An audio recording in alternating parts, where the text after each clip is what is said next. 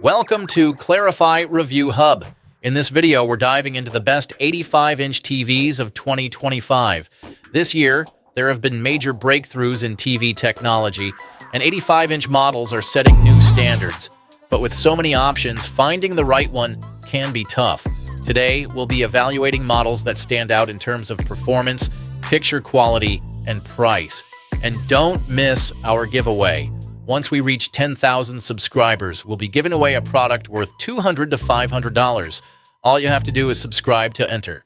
So, let's get started.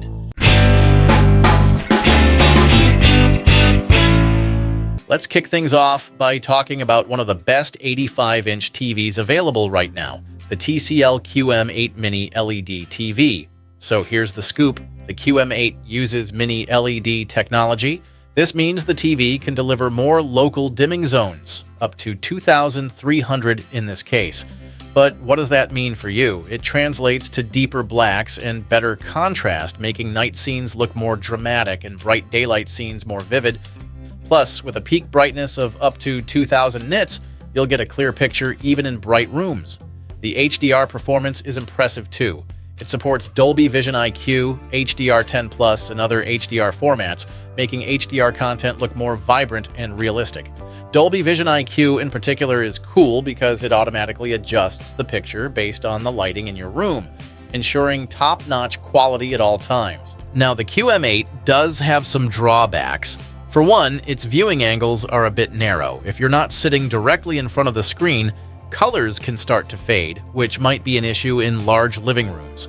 Another downside is a bit of black crush, meaning some dark details can get lost. When it comes to gaming, the QM8 supports 120 Hz and 144 Hz refresh rates, making for a smoother gaming experience with low input lag, which is great for gamers. But at 144 Hz, the vertical resolution drops to 1440p, which might be a deal breaker for those who want higher resolution. Design-wise, the QM8 has a minimalist look with a slim 1 centimeter bezel. However, the plastic stand and back panel feel a bit cheap. In terms of connectivity, the QM8 has 4 HDMI ports, 2 of which support HDMI 2.1, so it's perfect for gaming consoles at 4K 120 Hz. Next up, we have the Sony Bravia 9, a top-of-the-line model and one of the most impressive LED TVs I've talked about so far. Let's start with the design. It features slim metal bezels and a completely flat back panel that really stands out. Plus, the adjustable metal feet allow for flexible setup, making it easy to fit on different TV stands or alongside soundbars. It runs on Google TV 12, providing a fast and user-friendly interface. Now, about the picture quality, the Sony Bravia 9 takes Mini LED technology to the next level. With 22-bit light control, it delivers deep blacks and bright highlights. Its 500-plus local dimming zones offer near OLED level contrast. HDR performance is especially impressive, with peak brightness reaching up to 2,500 nits, and it supports all major HDR formats like Dolby Vision, HDR10, and HLG. Of course, no TV is without flaws. The Bravia 9 has some color washout and slight black fade when viewed from an angle, so it's not ideal for wide seating arrangements. Another drawback is that it only has 2 HDMI 2.1 ports. This could be limiting for console gamers, as one of the HDMI 2.1 ports is also used for the EARC connection. As for gaming performance, it offers 4K at 120 Hz and comes with auto low latency mode, ALLM. However, there can be some black smearing during darker scenes. Color accuracy is solid, covering 97% of the DCI-P 3-color gamut, and colors remain vibrant even at high brightness. But in Rec 2020 mode, some greens and blues lose a bit of their saturation, which might be noticeable when watching nature documentaries or similar content. Next up, we're looking at the Hisense U8N in its 85-inch size. This TV combines Mini LED technology with a quantum dot panel to deliver better contrast and richer colors. It's pretty impressive in terms of brightness, reaching up to 3,000 nits in HDR mode and using 1,600 local dimming zones for deeper blacks. The design is sleek too, with slim bezels and an adjustable metal stand that adds a nice touch. The adjustable stand also provides extra space for sound systems, while the cable management is well thought out. However, accessing the side HDMI ports might be a bit tricky if you're wall mounting, so keep that in mind when setting it up.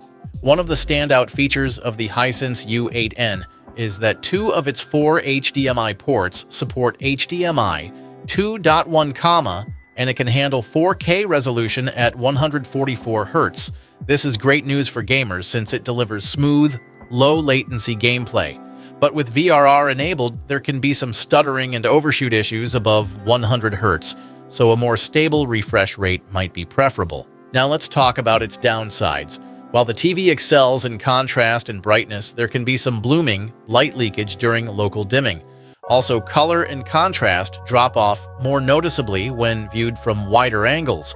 Another issue is that some users report occasional software bugs like sudden brightness drops.